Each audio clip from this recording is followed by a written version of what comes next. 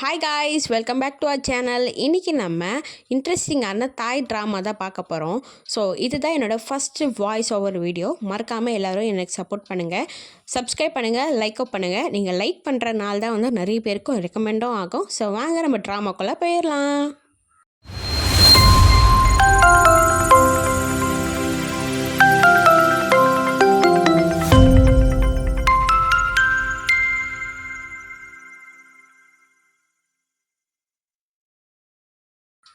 ட்ராமாவோட opening சீன்லேயே இந்த corona timing தான் காமிக்கிறாங்க. கொரோனா டைமில் வந்து நிறைய கம்பெனிஸில் வந்து மூடப்பட்டது. அது மட்டும் இல்லாமல் நிறைய எம்ப்ளாயீஸை வந்து கம்பெனியும் தூக்கிடுறாங்க சேலரி கொடுக்காம. அப்படிப்பட்ட ஒரு கம்பெனி தான் வந்து இப்போ காட்டுறாங்க. அந்த கம்பெனியோட பாஸ் நேம் வந்து வின். இந்த கம்பெனி நேமும் வின். ஸோ இங்கே இருக்க எல்லா மக்களும் வந்து போராட்டம் பண்ணிகிட்ருக்காங்க. என்னை வந்து வேலை மட்டும் வாங்கிட்டு எனக்கு சேலரி கொடுக்காம இருக்கீங்களே, அதுக்கு நாங்கள் என்னோடய ஃபேமிலியெலாம் நாங்கள் எப்படி பார்த்துக்கிறது? உங்களை நம்பி தானே வந்தோம், நீங்கள் ஏன் அப்படி பண்ணிகிட்ருக்கீங்க? வின் சார், நீங்கள் கொஞ்சம் கீழே வாங்க சொல்லிட்டு எல்லாம் கத்திகிட்ருக்காங்க. சார் கீழே வாங்க சார், நாங்களாம் கூப்பிட்டுட்ருக்கோம்ல, கேட்குதா இல்லையான்னு சொல்லிட்டு எல்லாம் கத்திட்ருக்காங்க. அப்போ தான் பக்கத்தில் ஒரு பொண்ணு நிற்கிறாள். இந்த பொண்ணு நேம் தான் வந்து மே. இவங்க தான் வந்து இந்த கம்பெனியோட செக்ரட்டரி. அப்படின்னா வின் சாரோட செக்ரட்டரி இந்த பொண்ணு. இந்த பொண்ணு வந்து ஐயோ என்ன பண்ணுறது, இவங்கக்கிட்ட நான் என்ன சொல்லி நான் சமாளிக்கிறதுன்னு சொல்லிட்டு பார்த்துட்ருக்கா. அப்போ தான் கூட்டத்தில் ஒரு ஆள் வந்து ஐயோ மேம் வந்துட்டாங்க, அவங்களை கூப்பிடுங்க, மே நீங்கள் இங்கே வாங்கல, எங்களோட பிரச்சனையை பாருங்கள், சாரை வந்து கூப்பிடுங்க ப்ளீஸ்ன்னு சொல்லிட்டு கத்திட்ருக்காங்க.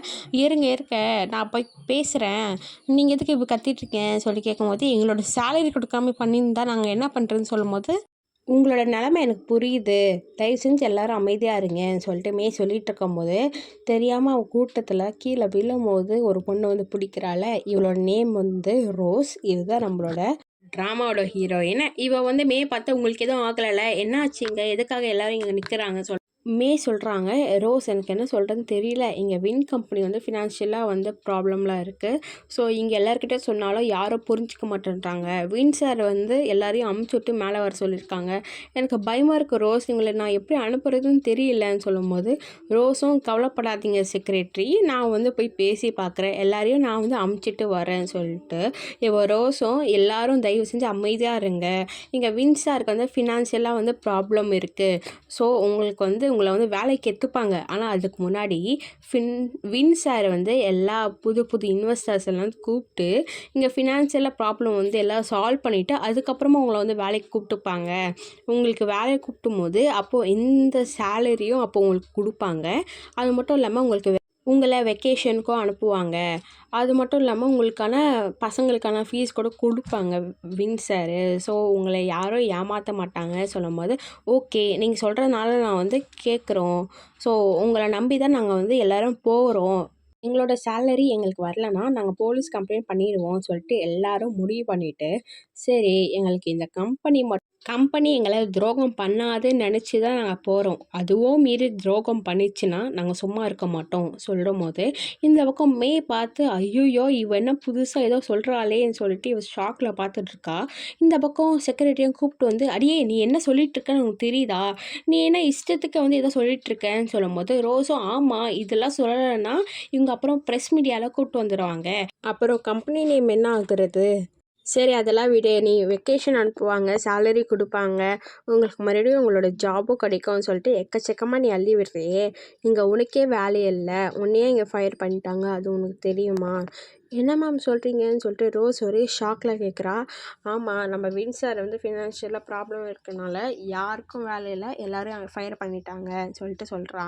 அதுக்கு வந்து மேம் எங்களோட குடும்பமே வந்து இந்த கம்பெனி நம்பி தான் இருக்கும், எங்கள் அம்மாவுக்கு வேறு உடம்பு சரியில்லை, ஐயோ மேம் என்ன மேம் சொல்கிறீங்க, பயமாக இருக்குது மேம் சொல்லும்போது, இங்கே பாரு உன்னோட நேம் தான் இங்கே ஃபஸ்ட்லேயே நிற்குது, உன்னை தான் ஃபஸ்ட்டு தூக்கியிருக்காங்க, எல்லாரையும் தூக்கிட்டாங்க ரோஸ்ன்னு சொல்லிட்டு மே சொல்கிறாங்க. இங்கே ஹீரோயினுக்கு வேறு குடும்ப கஷ்டம், அது மட்டும் இல்லாமல் எக்கச்சக்கமாக நிறைய ப்ராப்ளம்ஸ் இருக்குது, அவளுக்கு இந்த வேலை இல்லைன்னா அவள் தான் அவள் நடுத்தரில் வந்து நிற்கணும்னு சொல்லிட்டு அவள் மே கிட்ட சொல்லிட்டு இருக்கா. மே கூட வேறு எதுவும் பண்ண முடியாது ரோஸ்ன்னு சொல்லும்போது, சரி இருங்க மேம் நான் சாருக்கு வேணால் கால் பண்ணி பார்க்குறேன்னு சொல்லும்போது, சார் எனக்கு இந்த கம்பெனி விட்டால் வேறு எதுவும் தெரியாது சார், என்னங்க சார் இப்படி பண்ணியிருக்கீங்கன்னு சொல்லிட்டு ரோஸ் வின் சார் கிட்ட வந்து சொல்லிகிட்ருக்கா. அதுக்கு அவர் வந்து எனக்கே இங்கே வேலை இருக்குமா இல்லையான்னு தெரியல, நான் எப்படிம்மா உனக்கு அஷூரன்ஸ் கொடுக்க முடியும், இந்த கம்பெனியில் உன்னால் ஒர்க் பண்ண முடியும்னு, நான் வந்து பார்க்குறேன், எனக்கு புது இன்வெஸ்டர்ஸ் கிடச்சி எனக்கு ஃபினான்ஷியல் ப்ராப்ளம் முடிஞ்சாதான் நான் உனக்கு வேலை கொடுக்க முடியும், நான் வேணா ட்ரை பண்ணி பார்க்குறேன்னு சொல்லிட்டு அவரும் கால் கட் பண்ணிட்டாரு. எங்க ஹீரோயினுக்கு வந்து ஒரே பதட்டம். ஐயோ! வீட்ல போய் நான் என்ன சொல்றது? இப்போ காசும் இல்ல. இப்ப அம்மாக்கு மாத்திரை வேற வாங்கி தரணும். இப்ப நான் என்ன சார் பண்றது? எனக்கு பயமா இருக்குன்னு சொல்லிட்டு இவ வேற புலம்பிட்டு இருக்கா. இப்போன்னு பார்த்து கரெக்ட்டா அவங்களோட தம்பி வந்து கால் பண்றா. அக்கா, அக்கான்னு சொல்லிட்டு ஒரே பதட்டமா அழுதுன்னே கால் பண்றா.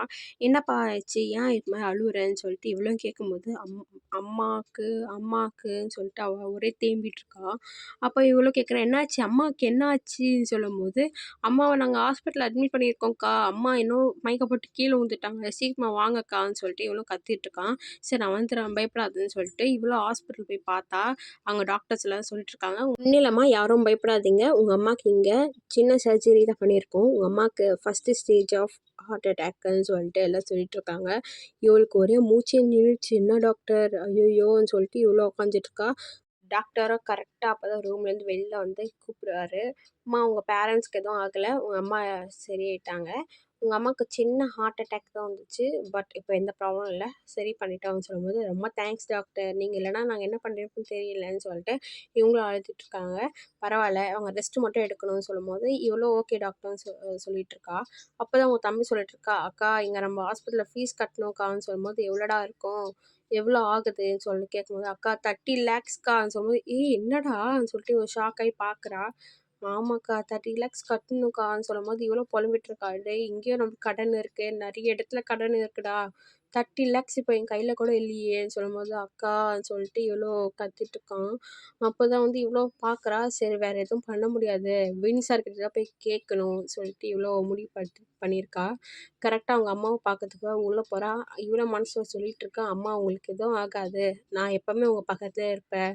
உன் பொண்ணு நான் எப்பவுமே உன் பக்கத்துல இருப்பேன்ம்மா. தம்பியும் நான் பார்த்துக்கிறேன்ம்மா. நீங்க ரெஸ்ட் எடுங்கன்னு" சொல்லிட்டு இவளும் யோசிச்சுட்டே கீழ வந்துட்டு இருக்கா.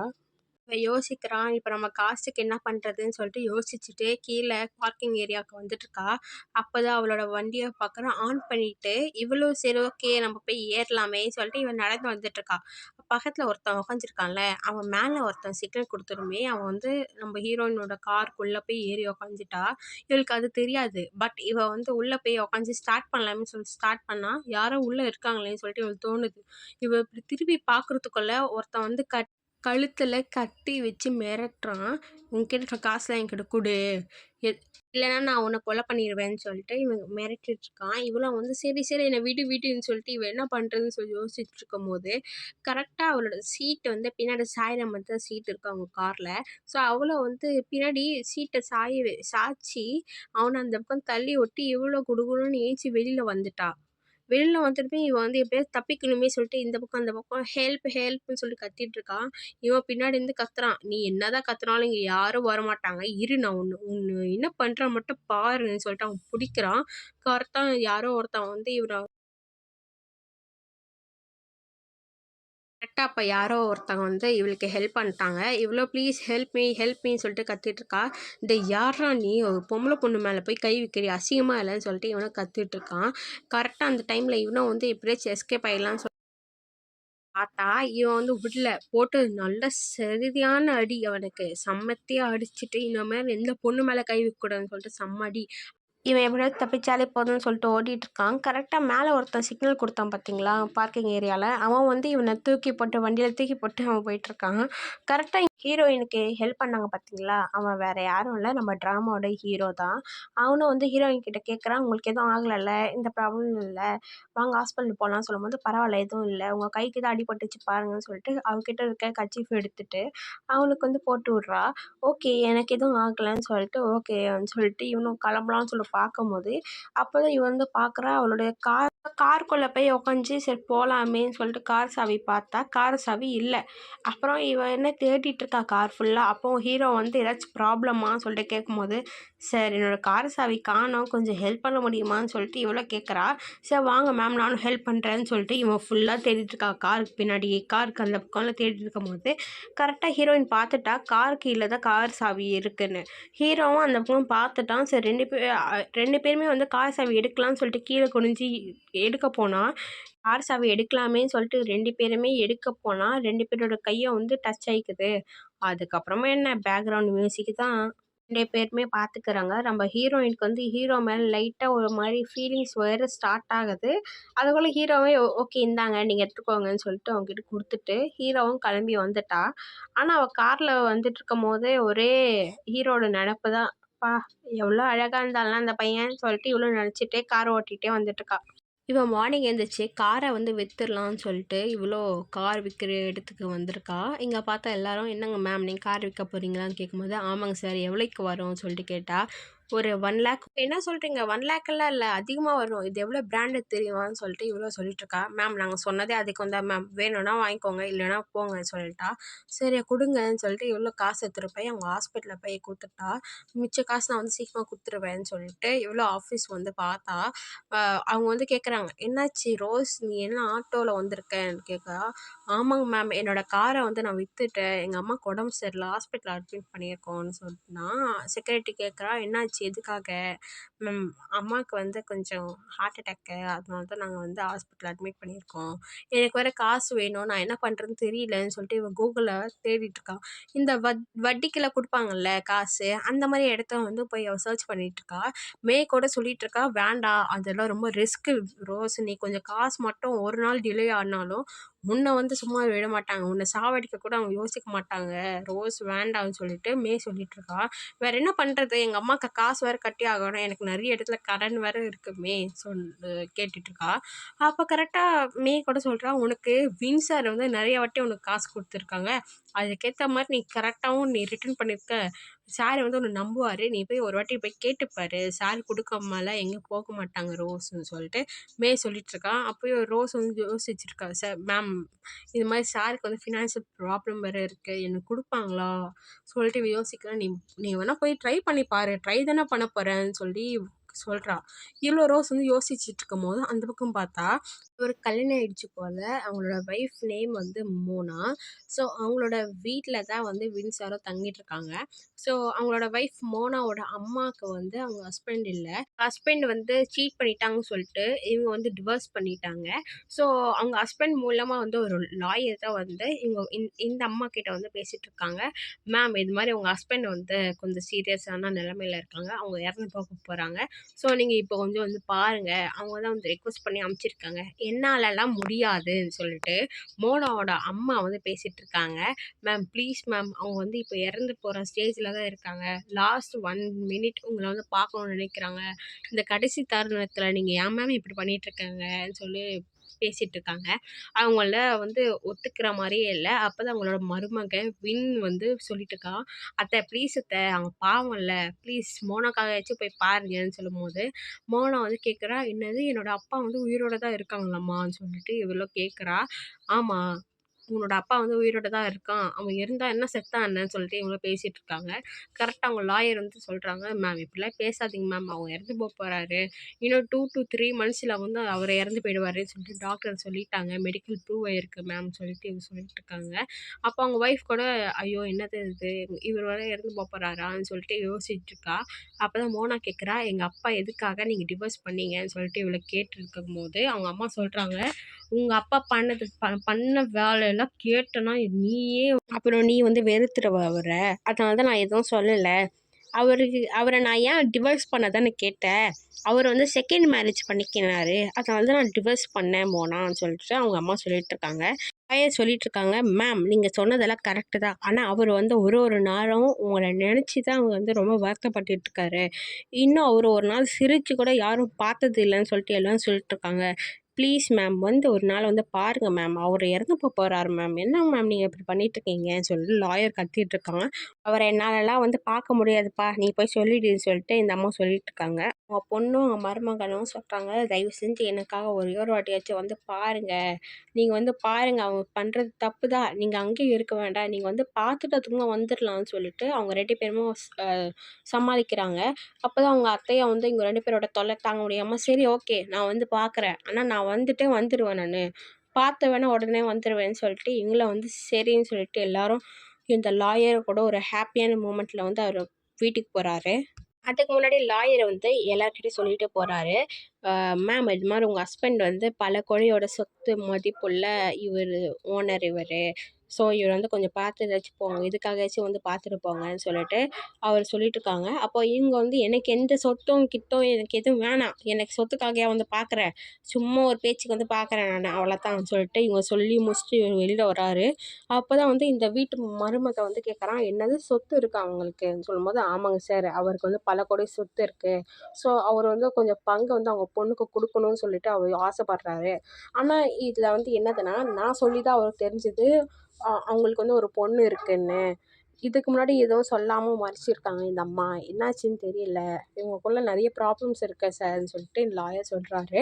கரெக்டாக இவங்க 2 பேரும் உள்ளே வந்துட்டு அவங்க அம்மா வந்து கேட்குறாங்க, அம்மா ஏம்மா என்ன ப்ராப்ளம்மா உங்கள் 2 பேருக்கும், என் அப்பாவுக்கு ஏம்மா என்னை வந்து இது வரைக்கும் என்னை பார்த்ததே இல்லை, தெரியுமா தெரியாதா நான் பிறந்ததுன்னு சொல்லிட்டு இந்த பொண்ணு கேட்டுட்ருக்கா. அப்போ தான் அவங்க அம்மா சொல்கிறாங்க, இந்த மாதிரி நீ பிறந்த விஷயமே உங்கள் அப்பாவுக்கு தெரியாது, நீ என்னோட வயித்துல இருக்கும்போது அப்பதான் எனக்கே தெரியும் உங்க அப்பாவுக்கு வந்து இன்னொரு ஒய்ஃப் இருக்காங்கன்னு. அவங்களுக்கு ஒரு பையன் வேற இருக்கான். அது கூட தெரியாம என்ன வந்து கல்யாணம் பண்ணியிருக்கான் உங்க அப்பன் சொல்லிட்டு அவங்க அம்மா ஒரே கத்திட்டு இருக்காங்க. சரிம்மா மன்னிச்சிரும்மா பாவம்மான்னு சொல்லும்போது, என்ன பாவம்? அவனெல்லாம் பாவம் பார்த்தானா எனக்கு தான் பாவம் வந்து சேரும் சொல்லிட்டு எங்கள் அம்மா கத்திட்டு இருக்காங்க. அவன் மருமகனும் வந்து, அத்தை ப்ளீஸ் அத்தை, பாவம் அத்தை, விட்டுங்க அத்தை, நீ எதுக்கு பேசுறேன்னு தெரியும்ப்பா, உன் கம்பெனிக்கு வந்து இன்வெஸ்டர்ஸ் வேணும், காசு வேணும், அதனால தானே நீ வந்து இவங்க வந்து சப்போர்ட் பண்ணிகிட்ருக்க, நீ ஏதோ அப்படியே பெரிய யோகியம் மாதிரி வந்து இங்கே பேசிகிட்டு இருக்காதன்னு சொல்லிட்டு அவங்க அத்தை கத்தி விட்டாங்க. அப்போ தான் வந்து மோனாக்கு தெரியுது, ஓ உங்கள் ஹஸ்பண்ட் வந்து இதுக்காக தான் இப்போ சப்போர்ட் பண்ணுறானான்னு சொல்லிட்டு இவ்வளோ யோசிச்சுட்ருக்கா. அப்போ என் மருமகனும் சொல்கிறான், அத்தை அதுக்காக மட்டும் இல்லை, நான் வந்து மோனாவோட அப்பாக்காக தான் நான் பேசிகிட்ருக்கேன், மோனா இது வரைக்கும் அவங்க அப்பா பற்றி பேசினதும் இல்லை, ஏன்னா அவளுக்கே தெரியாது அவங்க அப்பா எப்படி இருப்பாங்கன்னு, வாங்க அத்தை மோனாக்காகயாச்சும் வந்து போய் பார்க்கலாம்னு சொல்லிட்டு அவங்க அத்தை வந்து கன்வின்ஸ் பண்ணிகிட்ருக்கான். அவங்க அத்தையும் வந்து சரி ஓகே போகலாம், யாரும் எதுவும் வரி பண்ணிக்காதீங்க, நான் மோனாக்காக மட்டும்தான் அவங்க அப்பா வந்து பார்க்க நான் மோனாக்காக மட்டும் தான் அவங்க அப்பாவை நான் பார்க்க வரேன்னு சொல்லிட்டு அவங்க அம்மா கட் அண்ட் ரைட்டை சொல்லிட்டாங்க. அப்போ தான் அவங்க 2 பேருக்குமே ஒரே சந்தோஷமாக இருக்குது. இந்த மாமியார் அம்மா கூட ஒன்று யோசிச்சுட்ருக்காங்க. அவங்க ஹஸ்பண்ட் எதுக்காக விட்டு போனார், அந்த சுச்சுவேஷனில் என்ன நடந்ததுன்னு சொல்லிட்டு இவங்க யோசிச்சுட்ருக்காங்க. இது மாதிரி அவங்க வயிற்றுலேருந்து குழந்த இருக்கும்போது அவங்க ஹஸ்பண்ட் எங்கேயோ போயிட்டுருக்காங்கன்னு சொல்லிட்டு இவங்களும் பின்னாடி ஃபாலோ பண்ணிட்டு போனால் ஒரு சின்ன வீடை வந்து செட்டப் பண்ணி வச்சுருக்காங்க இவர். ஸோ இவர் வந்து அங்கே போயிட்டு, என்னையா என்ன பண்ணிகிட்ருக்காங்க, யார் இவங்க, இந்த பையன் யாருன்னு சொல்லிட்டு அவங்க கத்திட்ருக்கும்போது இவங்க கையில் பால் கடிச்சிது. அவங்க ஒய்ஃப் மேலேயே வயிற்றுல தூக்கி போட்டு அடிக்கிறாங்க. ஆனால் அவங்க ஒய்ஃப்க்கு வயிற்றுல வந்து குழந்தை இருக்குன்னு சொல்லிட்டு இவங்களுக்கும் தெரியாது, தெரியாம தான் பட்டிருக்கோம். அதுக்கு அவங்க ஹஸ்பண்ட் வந்து, நீ எனக்கு தேவையே இல்லை, இப்படி அடிக்கிறியா, உனக்கு அறிவு இருக்கா, கொஞ்சமாச்சும் ஞானம் இருக்கான்னு சொல்லி கத்திட்ருக்காங்க. அப்போ தான் அவங்க ஒய்ஃப் வந்து யோசிச்சு பார்க்குறாங்க, என் வயிற்றுல குழந்த இருக்கா இல்லையான்னு கூட அவர் பார்க்கல, அந்த அம்மா வயிற்றுல குழந்த இருக்குது, இந்த மாதிரி பண்ணிகிட்ருக்கேன்னு சொல்லிட்டு அவர் அதை பார்க்குறாரு.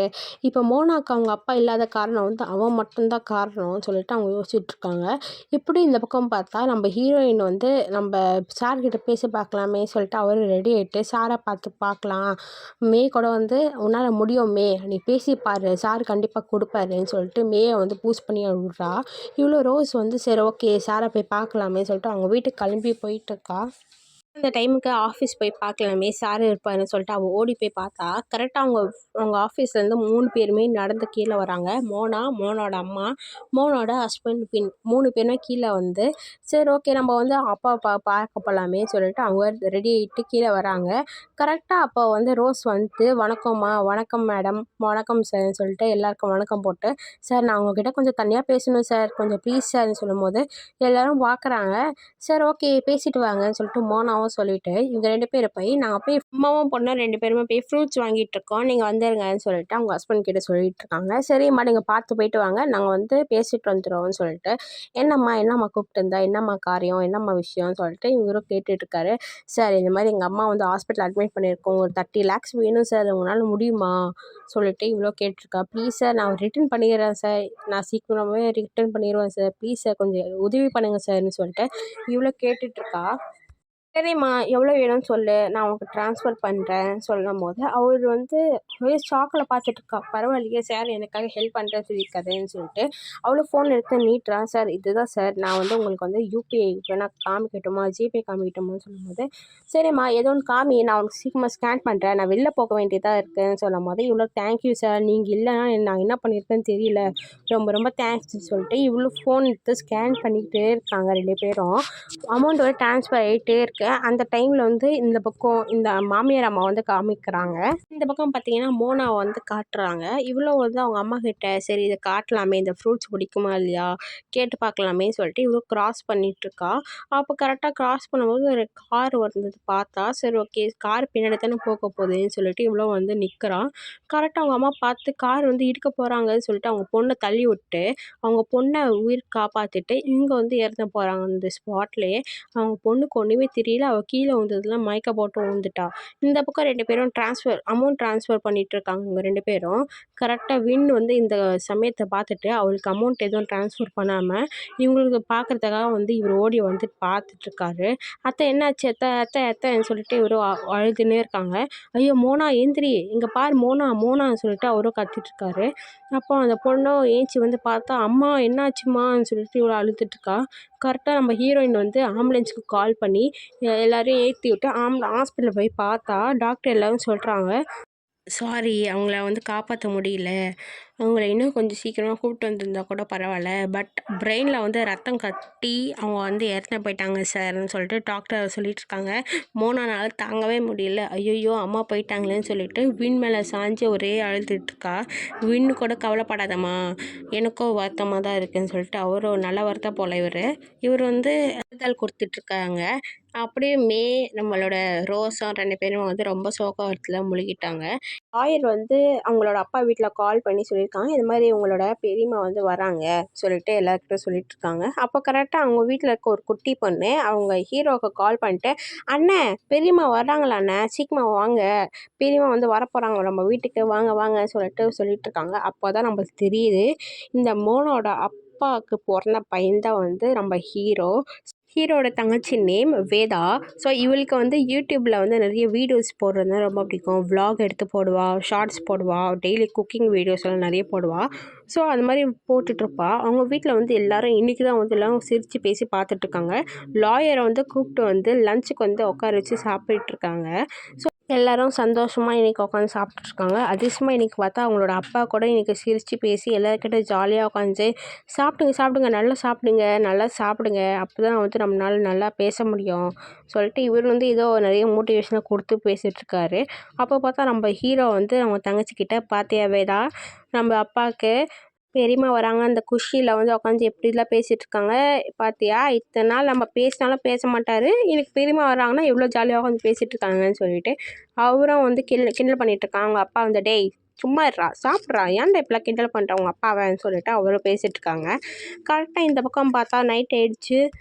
மோனா அப்புறம் வின் 2 பேருமே வந்து பேசிகிட்ருக்காங்க. சரி ஓகே கவலைப்படாத, நம்ம நாளைக்கு வந்து உங்கள் அப்பாவை பார்க்க போகலாம், உங்கள் அம்மா இருந்துட்டாங்க கூட சொல்லிடலாம் மோனா, கவலைப்படாத நான் எப்போவுமே உங்கள் கூடவே இருப்பேன்னு சொல்லிட்டு அவரும் ஆறுதல் படுத்திகிட்ருக்காரு.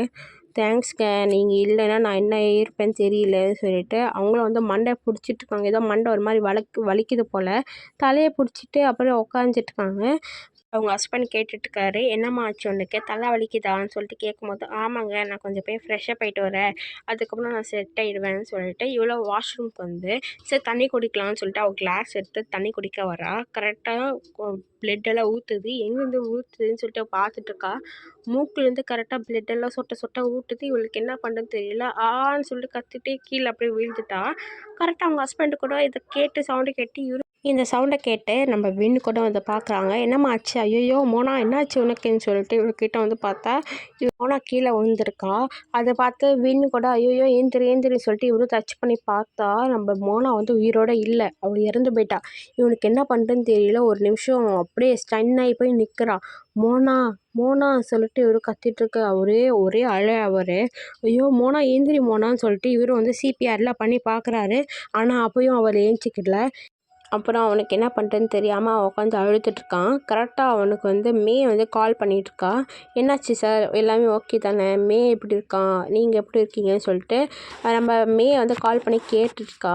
அப்போ கரெக்டாக நம்ம வின் வந்து சொல்லிடுறான், இந்த மாதிரி மோனா வந்து இவரோட இல்லை, நம்மளை விட்டு போயிட்டாவன்னு சொல்லிட்டு மே கிட்ட சொல்லிகிட்ருக்கான். என்ன சார் சொல்கிறீங்கன்னு. ஆமாம் மே, கொஞ்சம் வீட்டுக்கு வான்னு சொல்லிட்டு இவனும் கால் கட் பண்ணிட்டான்.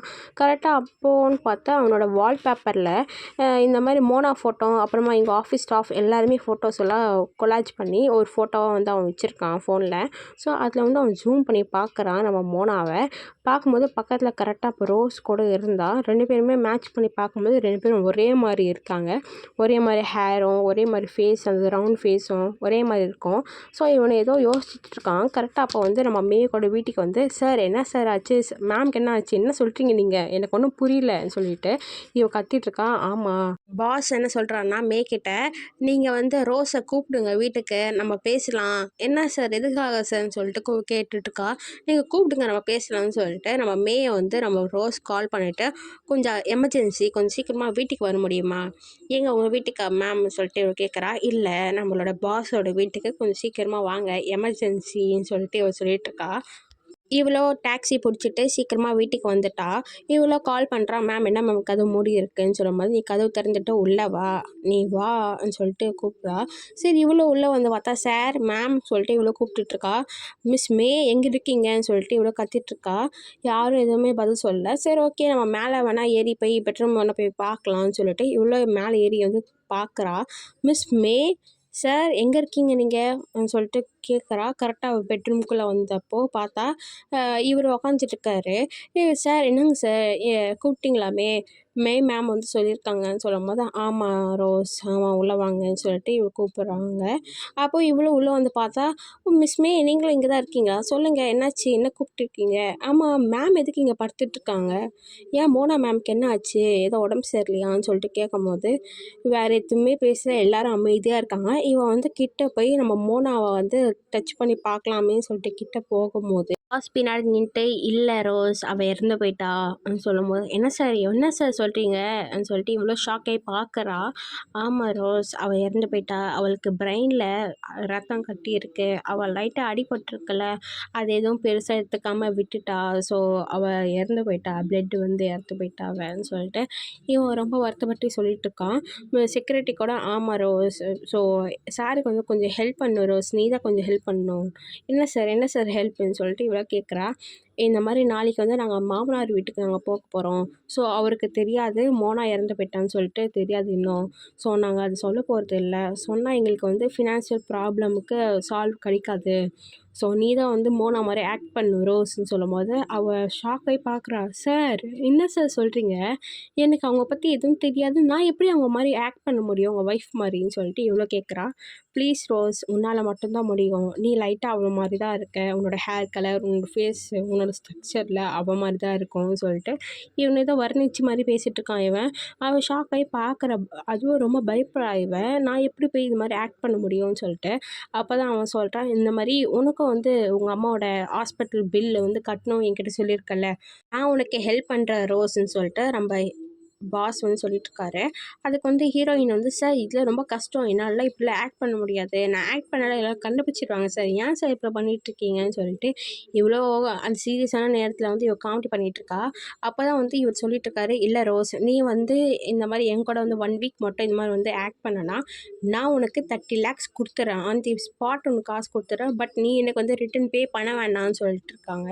அப்போ இவ வந்து தேவையே இல்லை சார்ன்னு சொல்லிட்டு இவ்வளோ ஓட பார்க்குறா. கொஞ்சம் கேளு, நீ எனக்கு காசு கொடுக்க வேணாம் சொல்லிட்டு அவர் கத்திட்ருக்காரு.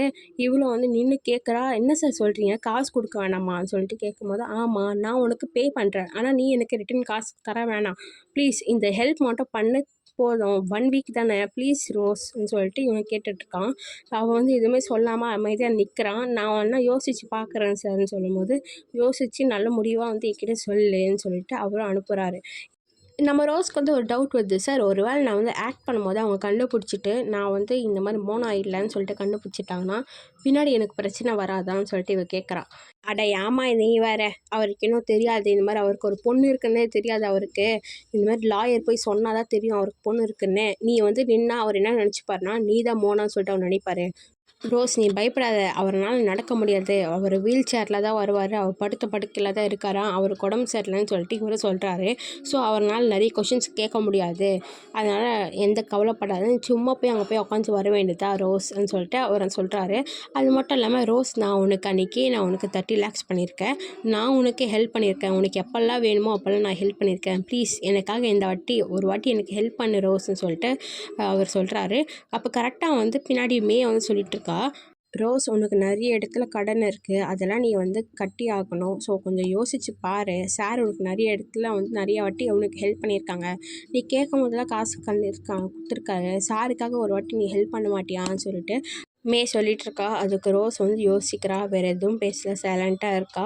அதுக்கு வந்து நம்ம வந்து ப்ளீஸ் எனக்காக ப்ளீஸ் ரோஸ் இந்த ஒரு ஹெல்ப் மட்டும் பண்ணு, இதுக்கப்புறமா வந்து உனக்கு என்ன ஆனாலும் நான் வந்து பார்த்துக்கிறேன், இந்த காசு கூட நீ திருப்பி கொடுக்க வேண்டாம் ரோஸ், அப்புறமா உனக்கு அப்புறமா மேற்கொண்டு உனக்கு ஏதாச்சும் ஒரு ஹெல்ப் இருந்தாலும் அப்புறம் உனக்கு எதாவது காசு இருந்தாலும் நீ என்கிட்ட கேட்கலாம், தயக்கமே இல்லாமல் என்கிட்ட கேட்கலாம், நான் உனக்கு வந்து பண்ண நான் ரெடியாக இருக்கேன், ஆனால் எனக்காக இந்த ஒரு வாட்டி நீ கொஞ்சம் ஹெல்ப் பண்ணு ரோஸ்ன்னு சொல்லிட்டு அவர் திரும்ப திரும்ப அவர் வந்து கெஞ்சிட்ருக்காரு.